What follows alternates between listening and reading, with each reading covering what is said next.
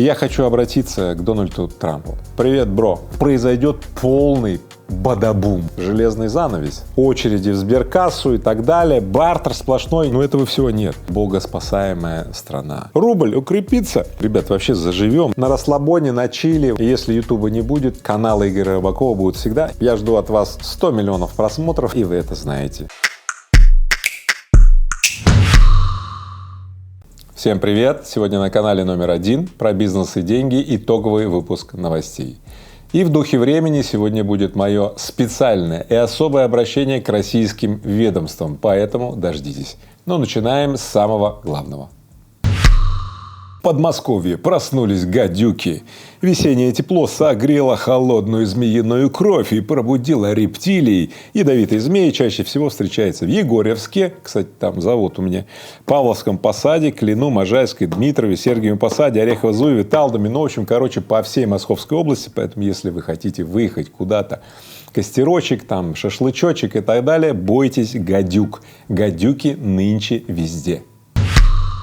Курс евро на этой неделе превысил 90 рублей. В общем, доллар стоит уже 82 рубля. И, в общем, ребята, когда я сегодня с утра залез в приложение, я просто и сразу его закрыл. Аналитики тут же набросились и тут же объяснили, почему он, значит, вот вырос этот курс. Вероятная причина ослабления рубля – новость о том, что…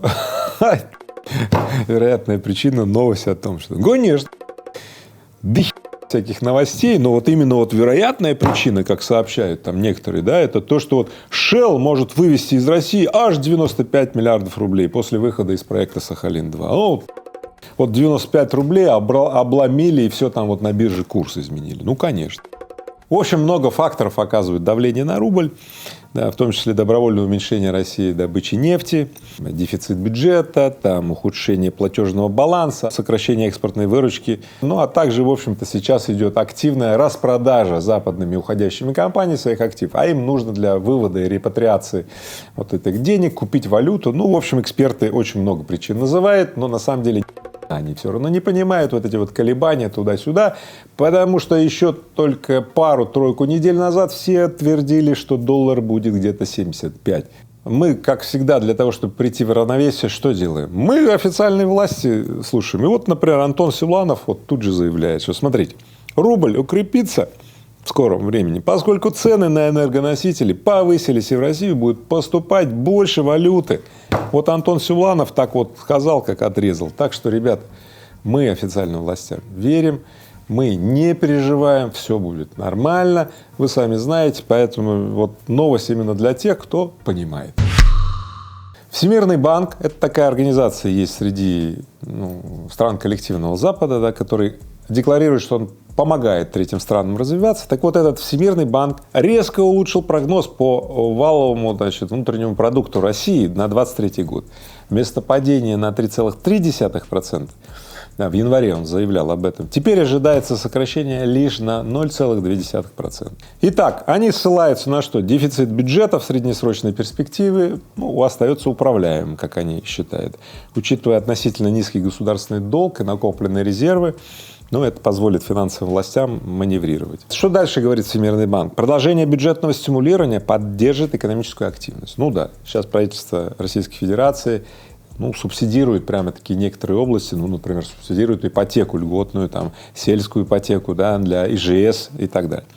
Дальше Всемирный банк утверждает, что потребление домохозяйств немного восстановится в связи с расширением социальных льгот, повышением доступности импортных товаров. Это опять же связано вот с этими субсидиями. Вот. В общем, инфляция снизится до 6% по их мнению, да, и потом даже упадет до 4% в 2025 году. Вот видите, вот прям какие-то прям идеалистические картинки они рисуют. Прям, я не знаю, если так будет, то, ребят, вообще заживем. Если инфляция снизится до 4% в 2025 году, может, когда-то и ставки на кредиты снизятся до 4-6%. Вот тогда промышленность начнет расти. За последние вот эти вот турбуленционные периоды впервые, да, финансовые власти Мирового банка, их прогнозы совпали с прогнозами финансовых властей России. В очередной раз, напоминаю, не оправдались прогнозы никаких экономистов. Вот вы сами видите.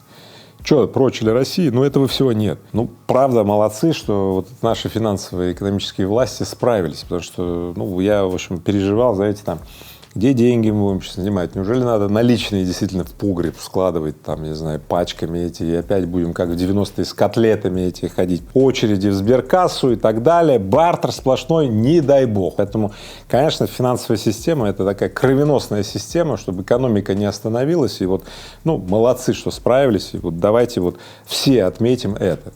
Ну и резюмирую. Короче, ребята, мы действительно богоспасаемая страна, потому что на самом деле вот весь мир твердил, что все, кирдык. Кирдыка пока вообще даже близко нет.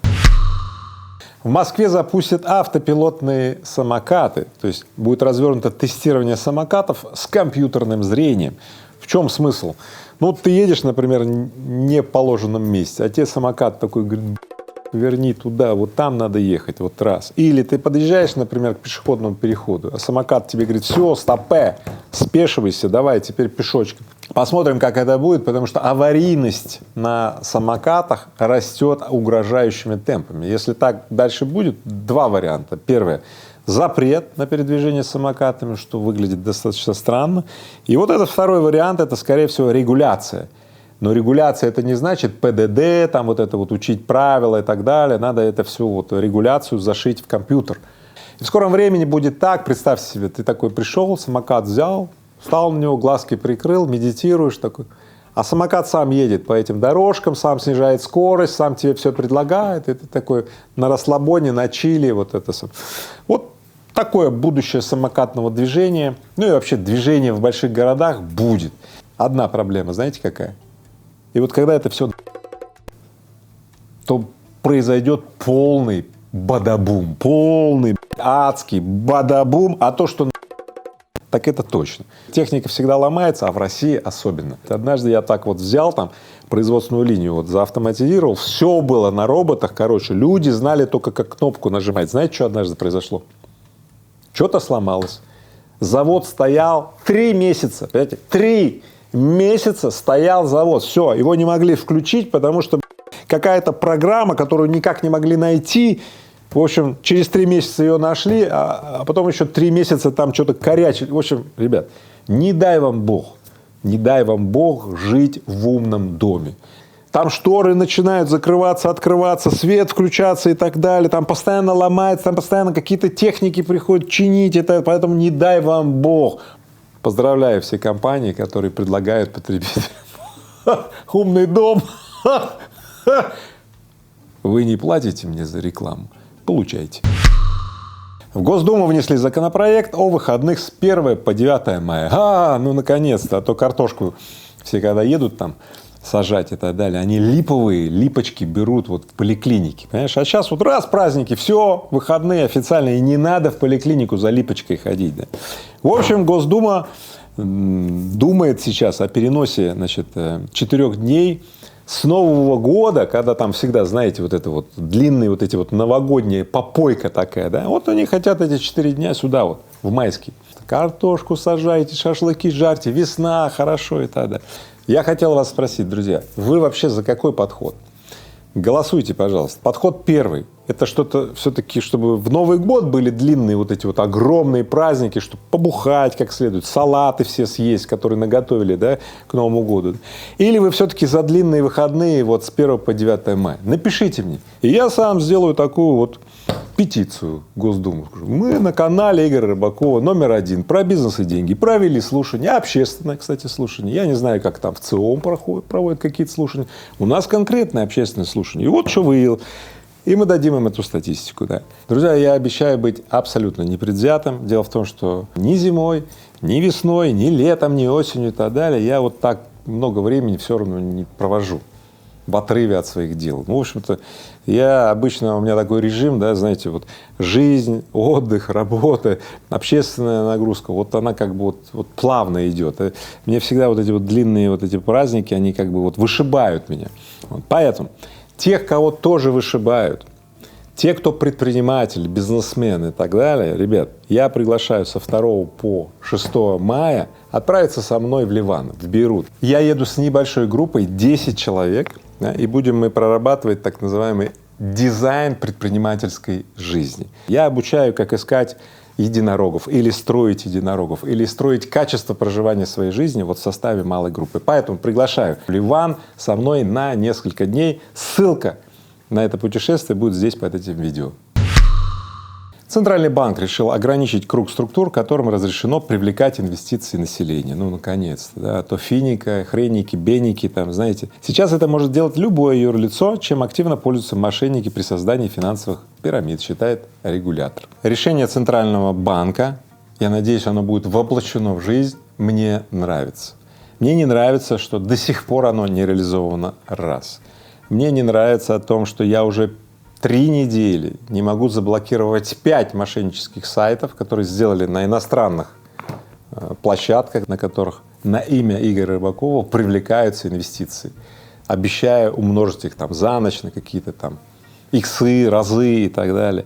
И поэтому я сейчас обращаюсь к Роскомнадзору, который за прошлые годы более 200 тысяч сайтов заблокировал, по разным там причинам. Я очень прошу, уважаемый Роскомнадзор, выйдите на меня, пожалуйста, найдите меня, помогите мне заблокировать эти 5 сайтов. Да, они все на иностранных площадках, я не могу до них дотянуться. Я примерно посчитал, что в день до 1000 людей посылают деньги вот по реквизитам этих фейковых сайтов. Я вам напоминаю следующее, что Игорь Рыбаков никогда не занимается криптовалютами, не привлекает деньги населения через телеграм-паблики, ВК и так далее. Вы знаете, сколько фейковых аккаунтов в сети, и каждый там из них так и норовит сделать какой-то вот аккаунт, мимикрированный под Игоря Рыбакова, да, и обратиться к людям с тем, что Игорь Рыбаков срочно привлекает деньги и умножает их за ночь в 2 раза. Ну, вы что, не понимаете, что это хрень полная?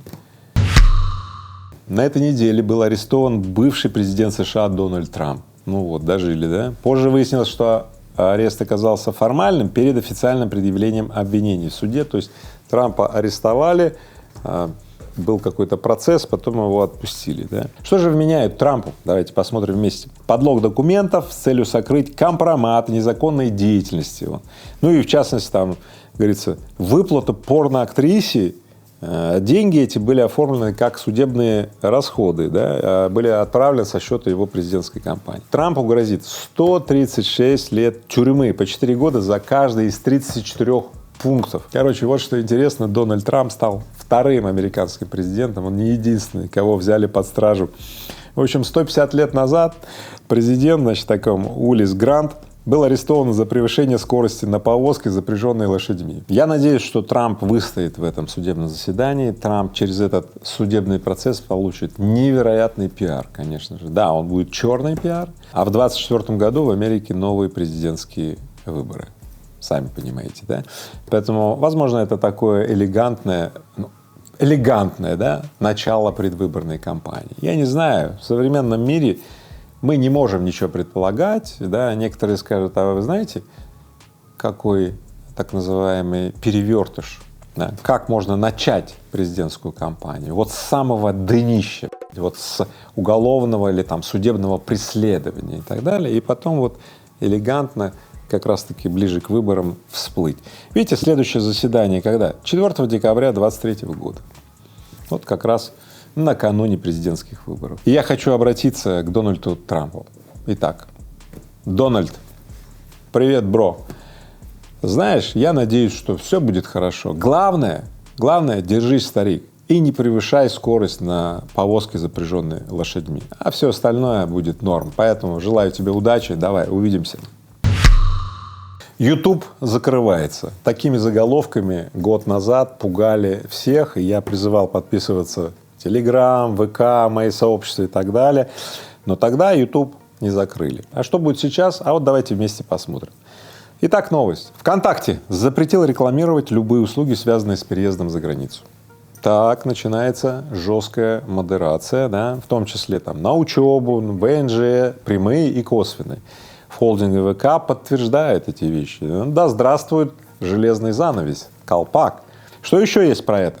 Ну, есть следующее. Много звезд появилось в ВК. Например, Шоу, что было дальше, теперь не на Ютубе, а в ВК. Более того, оно набирает в ВК вдруг 50 миллионов просмотров. Да, там отродясь такого не было, там вообще такого трафика нет. Вот и все. Скорее всего, накрученное. Да. Ну и объявление о ВК-видео, то есть хостинг, который полностью будет работать на алгоритмах Ютуба. Поэтому, друзья мои, сдается мне, что Ютубу недолго осталось в России. Вот предчувствие у меня. И будет очень, конечно, обидно и больно. Все-таки почти 2,5 миллиона подписчиков на Ютубе. И так много работы. Придется снять вот эти вот кнопки там всякие. Ну, жизнь не закончится, я сразу говорю. И если Ютуба не будет, неважно. Каналы Игоря Рыбакова будут всегда, и вы это знаете. Поэтому, ребят, давайте так. Вот прямо сейчас остановите это видео и подпишитесь на мои разные паблики в Телеграме, ВК и так далее. И вот под этим видео будет описание этих пабликов. Все. Найдемся в другом месте. Ну, а когда мы с вами найдемся уже на просторах ВК-видео, да, ну, тогда я жду от вас 100 миллионов просмотров по чесноку. Вот трушно, да? Трафик посетителей в торговых центрах Москвы рекордно низкий. Есть такой сервис, называется он Traffic Index. В общем, этот сервис даже в ковидные годы, да, регистрировал сильно лучшую посещаемость в торговых центрах, чем сейчас. Вот. Ну, вы знаете причины. Закрытие некоторых отделов, там, ушедших компаний, просто тупо нет денег у населения и так далее. Ну и вот на этом всем фоне заявление Зары, оно как гром среди, значит, вот этого всего звездного неба, да.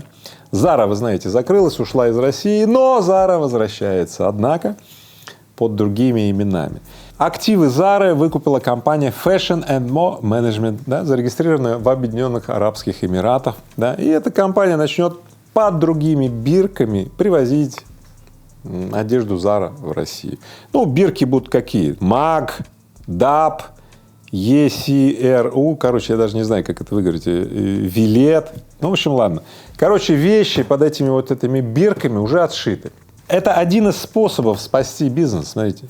Ведь бизнес, он крайне живуч. Существует еще много способов, как спасти бизнес, как увеличить бизнес вот в эти вот смутные времена. Но вот этими способами, которые я знаю и использую для своего бизнеса, я поделюсь только с избранными людьми, с предпринимателями, потому что все-таки здесь на канале более широкая аудитория. Я еще не решил, когда и как я поделюсь, но я обязательно об этом сообщу, поэтому бизнесмены, предприниматели, те, кто реально хочет разжиться или расширить свой бизнес, или спасти существующий бизнес, следите за объявлением.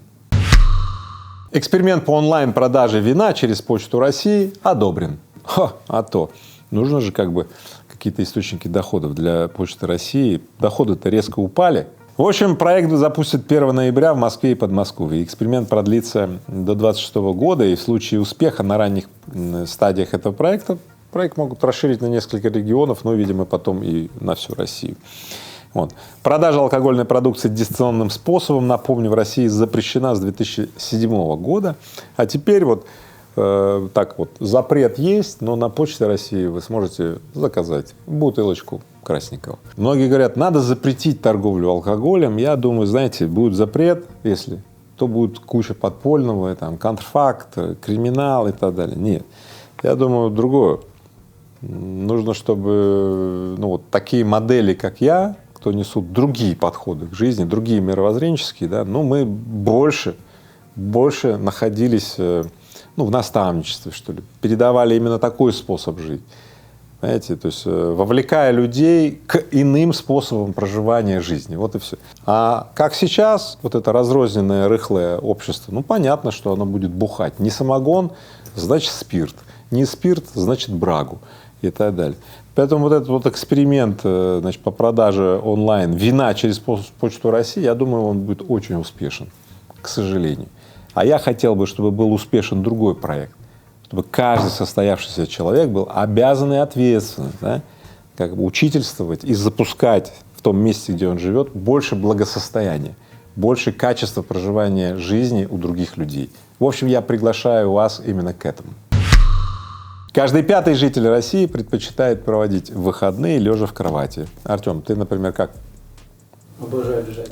Вот видишь, так я думаю, не каждый 5-й, а 4 из 5. И я надеюсь, что прямо сейчас ты лежишь на диване, развалился, хорошо себя чувствуешь, вот, да, отлично. Но уже посмотрев этот выпуск, да, у тебя вдруг возникнет такой огромный прилив сил, и ты пойдешь на улицу вдыхать свежий воздух, да, все, жизнь начнет бить ключом не по голове, да, и ты почувствуешь вот этот вот огромный прилив сил, и вот в нем и останешься.